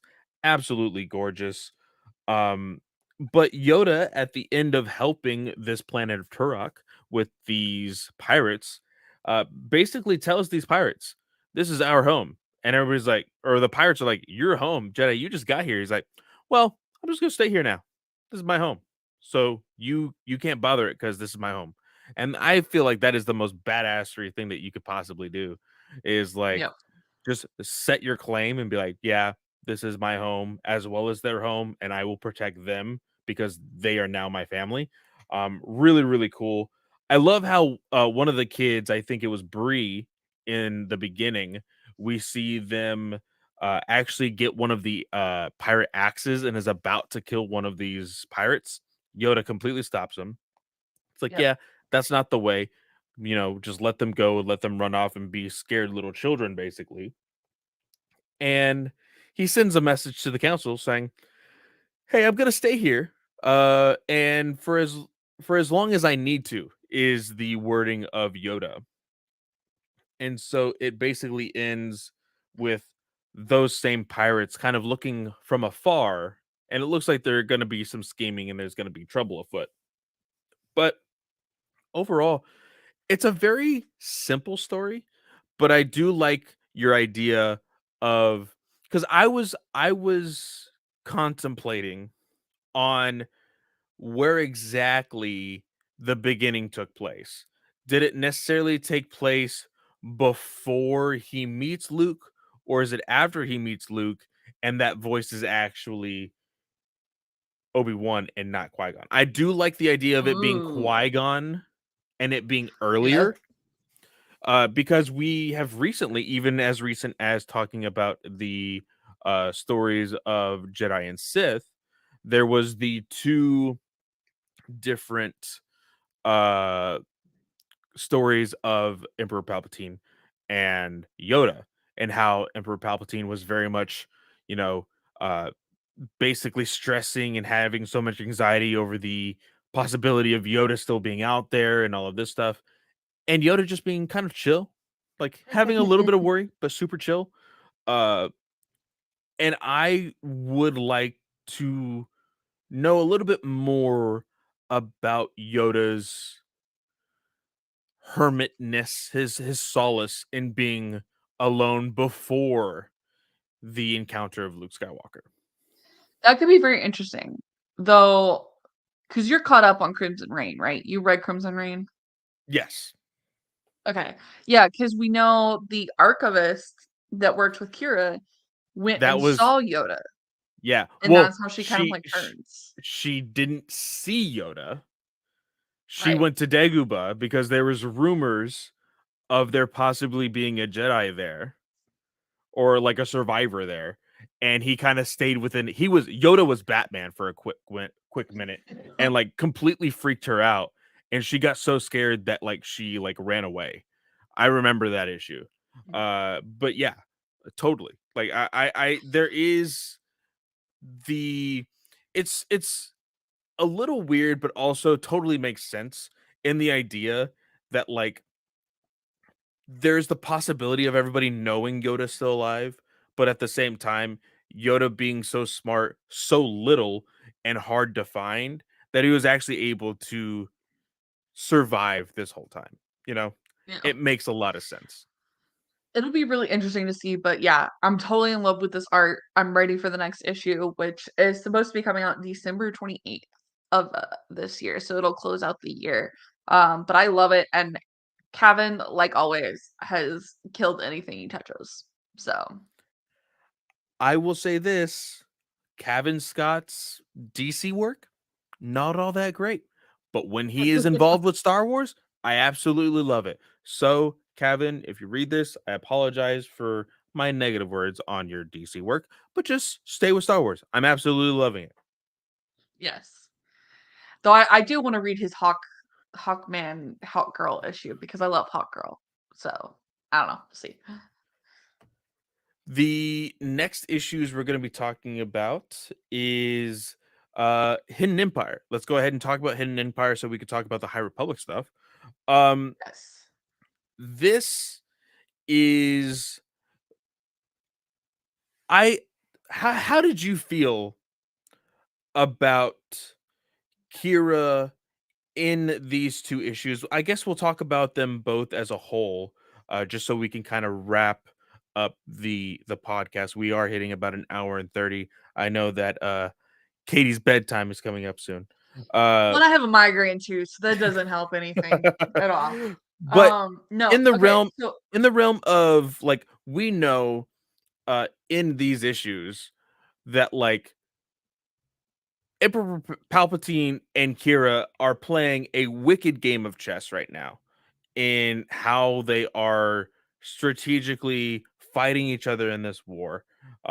People call it the Kira's secret war on the Empire, which I don't think is very secret anymore, by the way.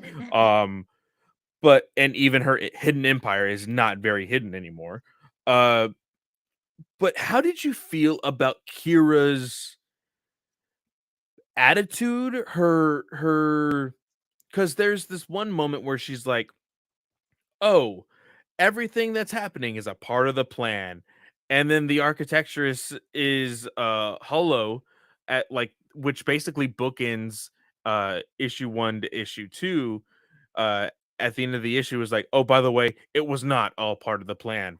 It felt very Han Solo, like leaving it all Ye up to chance. But again, she was playing chess and she was being strategic, and those s- strategic moves did play out very well for her. Not necessarily everybody else surrounding her. That's what I'm worried about, I think, because I think Kira's going, "Okay, yeah, it all goes up in flames, as long as I can take the people I want out." Um, and it's quite interesting. I think Soul has done a really good job giving her some much needed characterization, especially after, leave where Solo leaves off. Um, I'm I'm really enjoying this. War of the Bounty Hunters is how I, like, physically got into canon comics other than, like, the High Republic stuff, and I fell in love with it. But I was always a big Kira fan from Solo. I really liked Kira in Solo. Hidden Empire is written by Charles Soule. The art's by Stephen Cummings. Ink is by Victor Olazawa, and the coloring is by Guru Effects. Lettering is VC's Travis Lanham. I guess it's VC. VC is like a company. Yeah. Okay, VC, I can't remember what it uh stands for, but Lanham and Caramagna, they have like basically a monopoly on lettering. They are good. two of the biggest names in comics when it comes to lettering, so you will see their names a lot. Okay. That's what they all looked familiar. I just was always confused because I was like VCs, and so anyways, so basically, these two issues kind of document and kind of summarize what's happening currently within all of the rest of the Star Wars lines because they're all following this hidden empire motif like they have for Crimson Reign as well as War of the Bounty Hunters.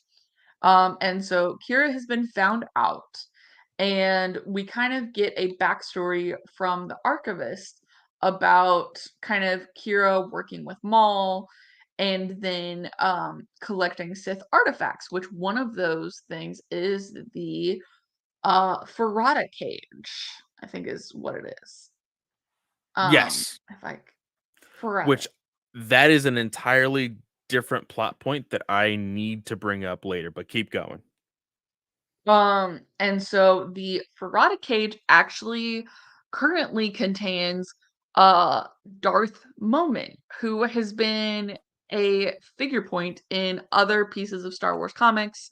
Um and but he is apparently currently outside time and space held in this Ferrata cage.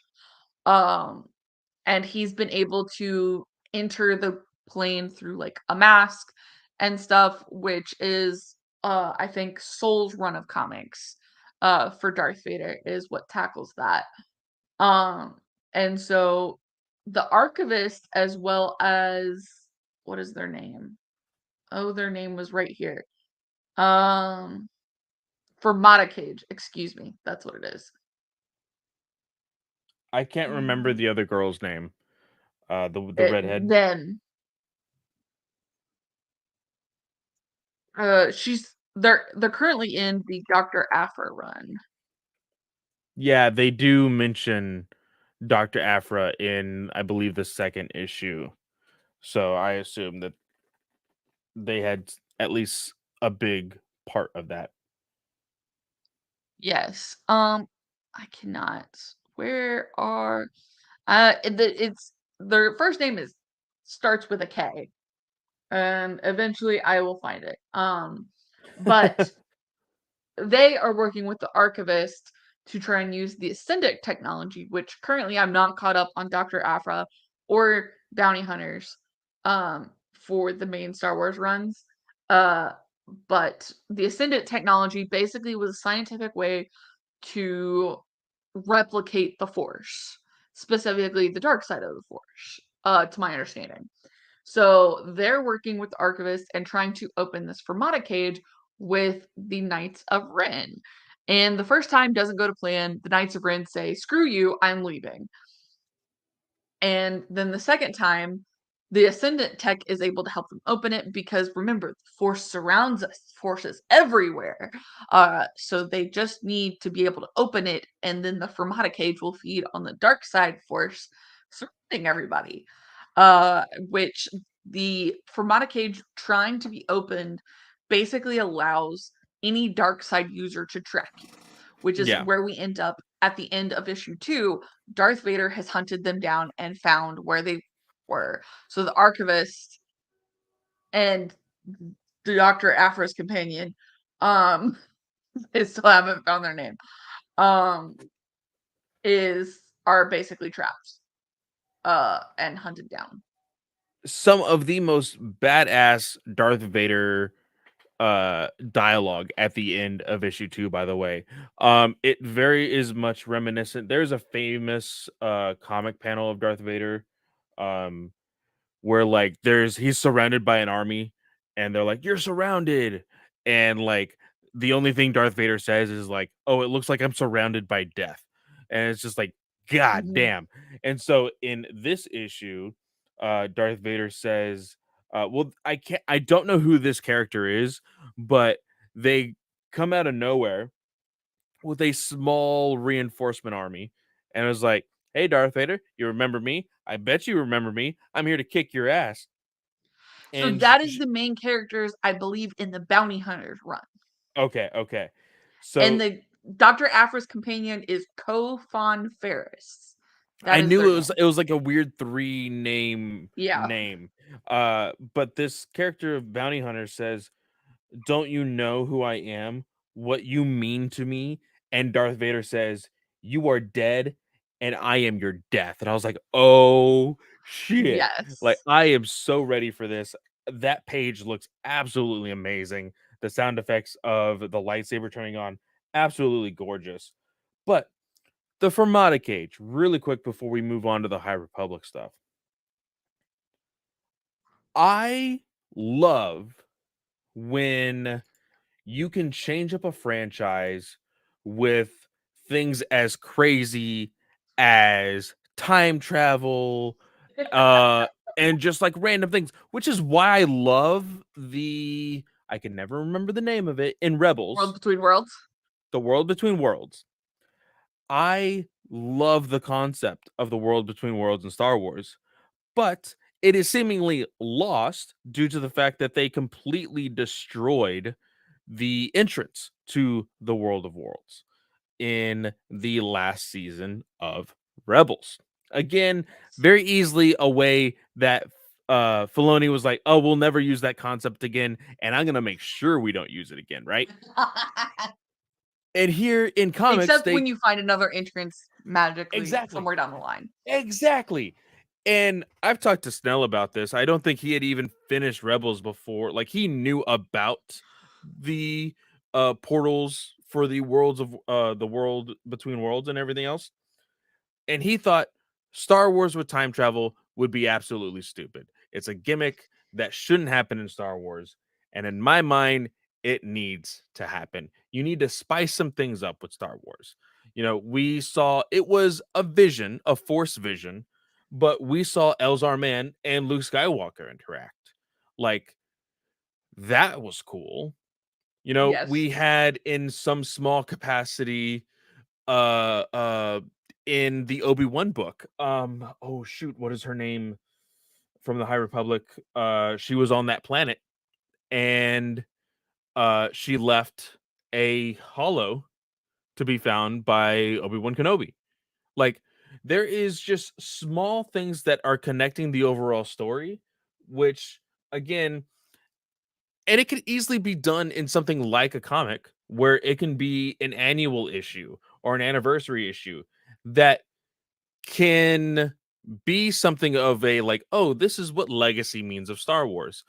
But at the same time, it doesn't change much in the continuity of things because it you could very much write it in a way that doesn't affect the story too much. And it just be a really cool moment.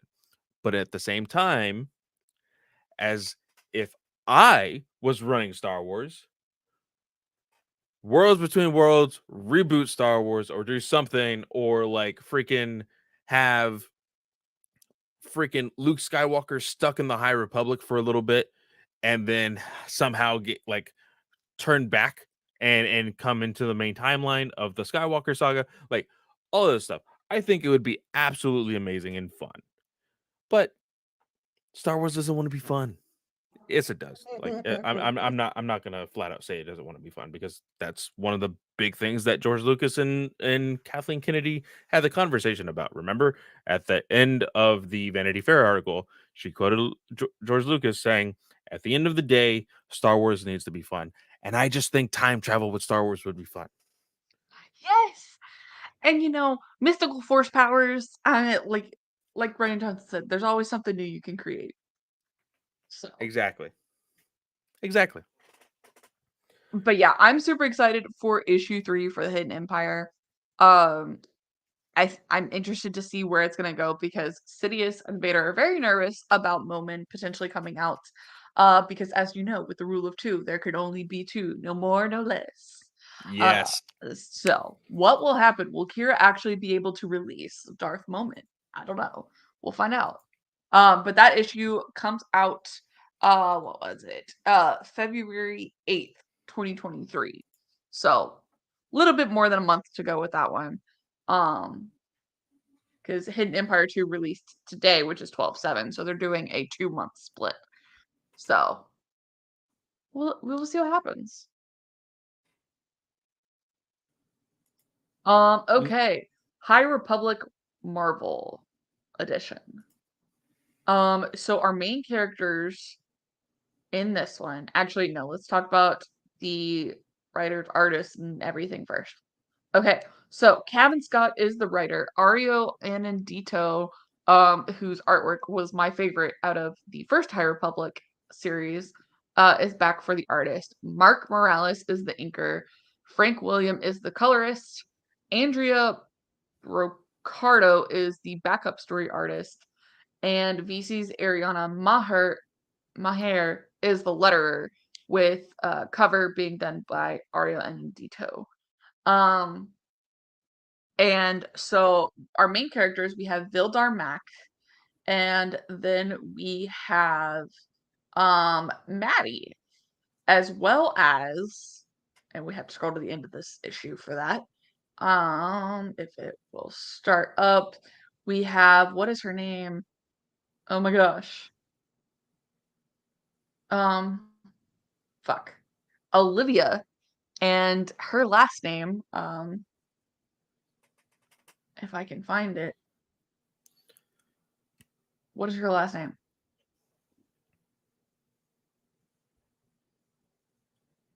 Ziveron, Yes. which is the last name of the mother. Wait, what? I didn't pick that up at all. Yeah. And I believe it was done in her little video, was the reveal of that last name, and I don't think it was intentional. But uh oh no, that is clan mother. The mother. What the fuck, Star Wars? You're killing me. Um I have the mother who was the mother of the son, um, path of seat. Where is it? Come on. Alicia Zeveron. is the mother's name. And the third Jedi Knight who is stationed on Jeddah is Olivia Zeveron. That is the main thing I wanted to talk about this one. Huh. I see, and this is the problem with me either reading really, really late or reading very quickly.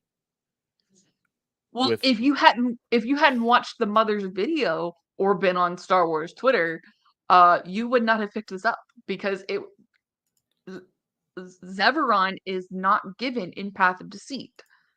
It is only given in her character video on Star Wars' YouTube. okay. See, and I always, because I put Star Wars as I subscribe to Star Wars on YouTube and I made sure to get notifications. I see a lot of those like 2 to 3 minute videos that are highlighting the High Republic. I know I want to follow the High Republic, but I always like, I'll watch that later. And then I always forget about it. Always. Yes, Alicia Zeveron is what she's named in that video. And this was the big thing. So this is kind of like your lead in of like, oh, okay. So maybe Olivia was taken forcefully from Alicia, and Alicia didn't like that, which is why she wants revenge on the Jedi. But what was that last part again? Why she wants revenge on the Jedi. Why she wants to eliminate Force usage so other mothers don't get their babies taken. Ah, see that makes a lot of sense. The way she's going about it, not liking it so much. You know, there's been a couple casualties pretty close to my heart already. Um, but okay, I dig this motive. No, like I dig this motive more so than I dig that of freaking uh Martian Rowe. We I don't know Marchion's motive though. Well, not necessarily, but we do know that he has gone super sadistic and like killing the Jedi, seemingly just to prove Yes. that he is the eye of the storm, like he is the big bad leader, right? Hers, I get that. I get, okay, nobody should have to lose their child to this other cult, so I'm gonna make a cult of my own, and yeah, see, that's interesting. That's some like that is some psychology stuff that I would really love to like dig deep into. That's some Yeah. fun stuff. I cannot wait for the rest of this freaking phase then, if that's the case. I'm really interested. I'm also really concerned uh for our main characters in this. But yeah, I think overall, because I didn't really talk about the story at all, but it's basically kind of Vildar Mac is getting settled in Jeddah, and they find a connection to somebody who's stealing forced artifacts. Um, and they basically explore it. Meanwhile, kind of we're introduced to the other clans of force users that are on Jeddah. So we get to see the convocation, um, which has basically everybody's fighting when Olivia comes in, but we have the Falanasi, we have the Yacombe, uh, and then we have the Lanto, Well, and that's then something else that I wanted to bring up because every single time, at least in this phase, when Jeddah has come up, it has been a place of peace. But yep, like our very first introduction to Jeddah in this series is like, oh, frack you, and I hate you, and if you want to fight, let's fight. And like, it is not very peaceful there at all. yep, And seemingly from issue 1 to issue 2, and I believe it was issue 2 where we are introduced there's a small, uh, backup in issue 1 where, like, we are seeing even more violence in Jeddah. So it's like, I want to know why, from the outside perspective, Jeddah is a peaceful place, but on the inside perspective, it's not. And we may be seeing just a small portion of Jeddah, and clearly through a perspective of the Jedi. But I really do want to know more about Jedi. And I do believe we are going to get that in January. I think so too. I definitely want to see more on Olivia's perspective. Because we don't get her in the High Republic issue 2. So I think it could be interesting to see her perspective and develop her. Like I know our main characters of this are Villar Mac and Maddie based on what we heard from Kevin and kind of seeing some of the other covers. But I really want more Olivia and I want like obviously she's not gonna have mommy issues, but like what is like give me those mommy issues, I guess. That's what I'm saying. Are we gonna get the very stereotypical soap opera moment of "I'm your mother"? Like like like, the whole idea of, like, she is known as mother, and so, like, eventually she'll be like, "Oh, I'm not just a mother to these people. I'm your mother." You know? I feel like uh that could very much be a moment. oh okay, so hang on. Path of Vengeance. No, not this bullshit. Where is yes, here we go. So what we think, right, is that this right here is Olivia, I want to say.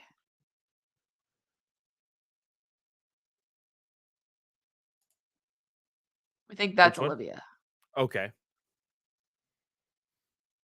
And then that's Maddie. We know for a fact that that's Maddie. The best guess is that this is Olivia. So, Okay. anyways, um, but yeah, I'm so intrigued by this story. I don't have a lot of comments on the story. It's very intriguing and it's doing a lot of setup right now. For 10 issues, it's a lot of setup, I feel like.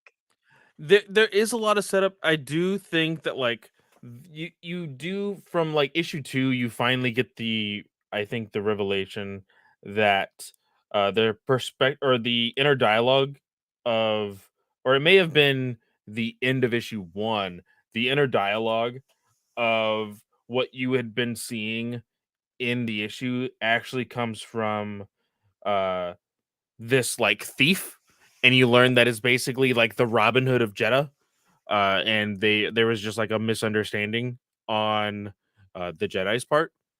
So it's going to be like a ragtag group of individuals teaming up for this story of the High Republic, which I really do like.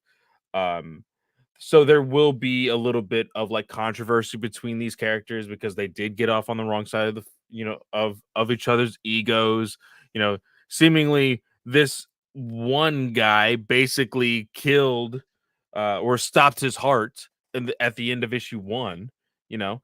So like there's going to be a little bit of I feel like butting heads throughout the series, but it's going to be the really fun part of seeing that growth between the characters and seeing the trust grow and everything else, which will be very interesting once we get to see these characters or hear about these characters in some of the novels that we will be getting for next year. So you're right, very not a whole lot of like meat and potatoes in this story, but an overall good start to the series.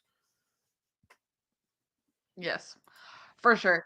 And again, I'm super happy to have Ario Anandito back. Um I think he's a great artist. So I really enjoy what he's doing.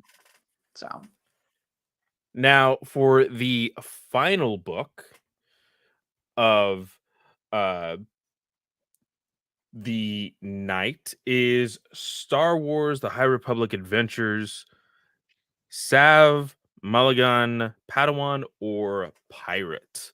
This is issue number 1 of the new Dark Horse series of Star Wars Adventures. Uh, Katie, what were your thoughts on this? I love this one. I love Sav so much, but I also like that we have familiar characters in Dex as well as Maz.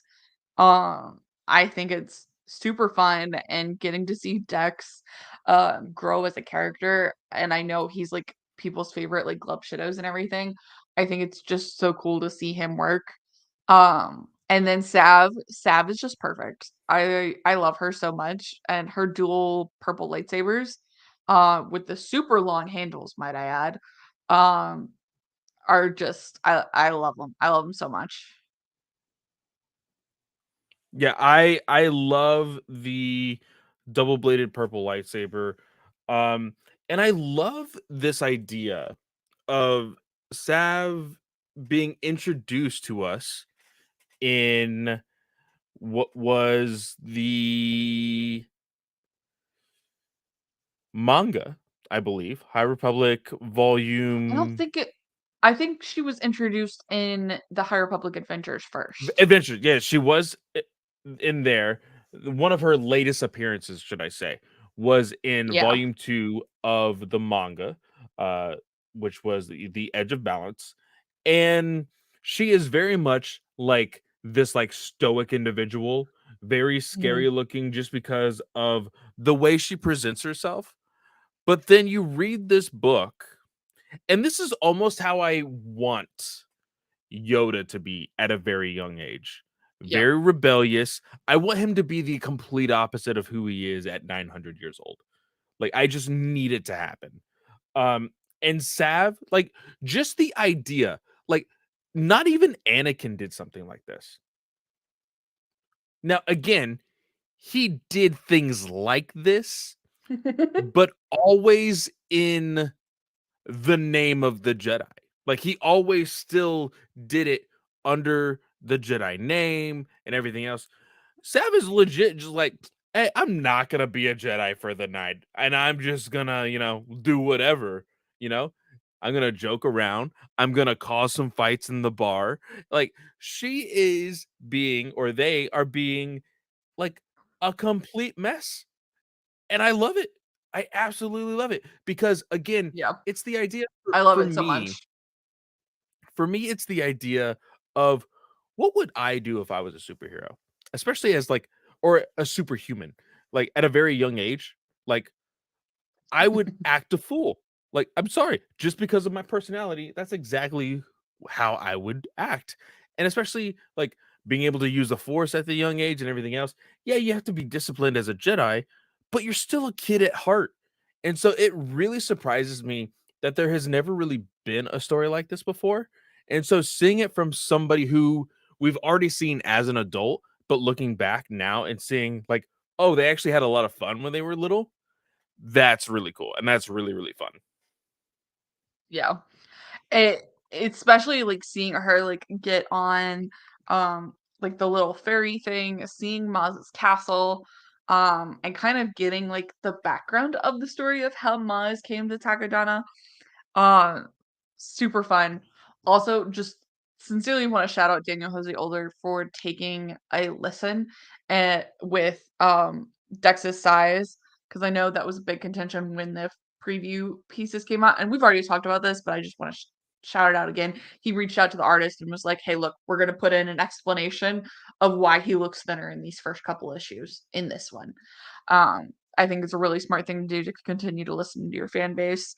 But yes, written by Daniel Jose Older, illustrated by Tony Bruno. Color art is by Michael Atiyeh, and then the letters are by Comic Crafts, Tyler Smith, and Jimmy Betancourt.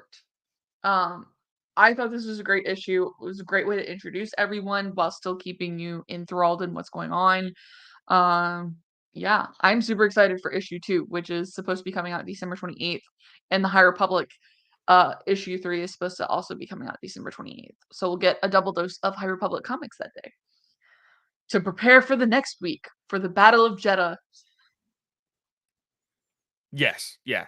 Sorry, I was a little preoccupied on my other screen. I just need to turn the screen off when I'm podcasting. I will admit my ADHD completely gets sucked into this other uh monitor. But also just quick notes on some of the art. I know that you shouted them out. Colors, I don't know what it is about the Star Wars Adventures in particular. I think that uh just the editors and execs that are in control of who does these books, they know, hey, uh we're gonna center these around the children audience, so these colors really need to pop. And again, the lightsabers, they look literally fluorescent on this I screen. love it so much. This art is It's great. so good. Love the way the lightsabers look, the blaster shots, everything looks absolutely amazing. And I love this splash page at the end of the book, basically Mhm. being like, "Oh, by the way, like, do you remember that like one moment I said was like the best moment of my life?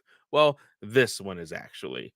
And it looks like, and my thing is, I need to know if the Jedi Order finds out about her shenanigans. I need to know.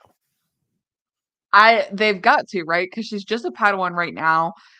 Oh, she's going to become a part of Maz's pirate gang. How is she gonna explain that to her Jedi Master? Like again, and it's like as if she's just like, oh, let's go on an adventure right now. It's not like she's going back to the temple and being like, hey guys, something came up. I gotta leave for a little bit. I'll be back Yep. for my other days of training and whatnot. No, she's just like, oh yeah, let's go on this adventure for a couple of weeks, and then I'll just randomly show up on the at the temple again, and nobody will question me whatsoever. Like there needs to be a little bit of explanation. Yep. I I bet we'll see an explanation, but this one's got 8 issues. So it does have less than the High Republic's does, or the Marvel edition does. Yes. So we'll see what happens. 2023 is coming up quick, y'all. It's coming up quick. Um, but I think overall, November and the first part of December was a great month for Star Wars comics. And of course, y'all, we covered basically all of like the special issues that are happening right now.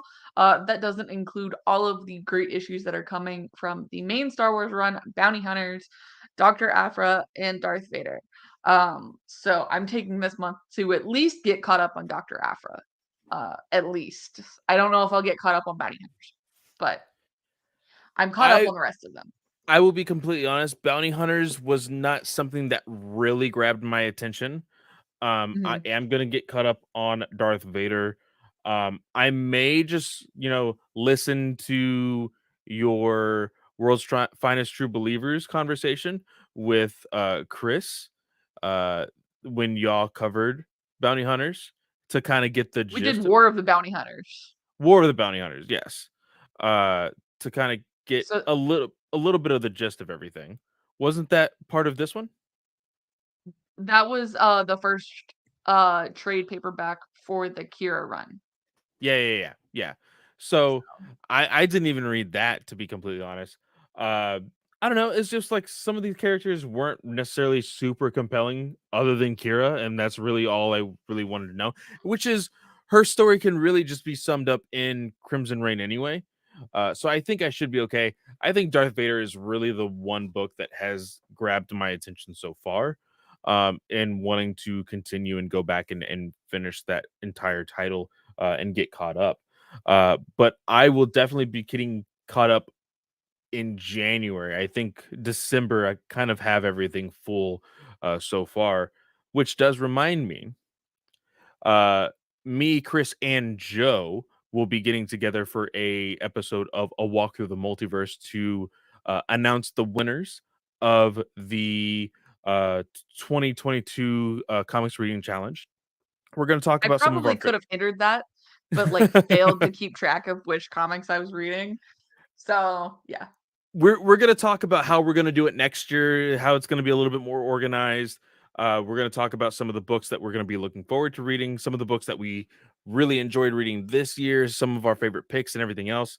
So it's gonna be a really fun conversation.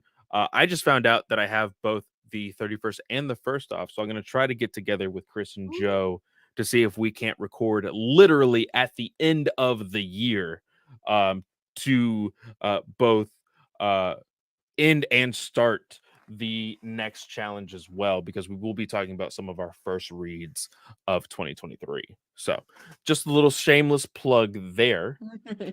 But overall, really great episode. This is the, I think, one of the longest episodes Yes. of Star Wars Alliance. So we have hit the 2 hour mark. Bravo to us. Um, of course, you can always find me at Fanboy Clay on Twitter, on Mastodon. I have no idea if Hive is even functioning right now. I have not checked. So Hive is currently down because they had some severe security issues. So they completely shut the server down to prevent Oh, the security issues from m- hap happening, because basically you could access the phone number, email, full name, birth date, like, oh, and I that's think terrifying. IP address of everybody. So they just shut the server down to prevent anything from happening, Yeah. which is Well, a that's smart good. thing to do. Yeah. So But once Hive starts working again, you can find me on there. Um, and right now, it looks like Twitter is about to just go nuts over all of this news of DC stuff. So about to dive into that later tonight. But I can't believe no one in the chat caught that, because that article dropped at 4:15 and everyone was like, "Dude, nothing's happening." And then I'm like, it's crazy because now it looks like even Twitter itself, not just our part of the conversation, but it looks like even Twitter yeah. itself is finally catching up to it as well. So, Katie, what about you? Where can the lovely listeners follow you? After I finish yawning, bedtime again.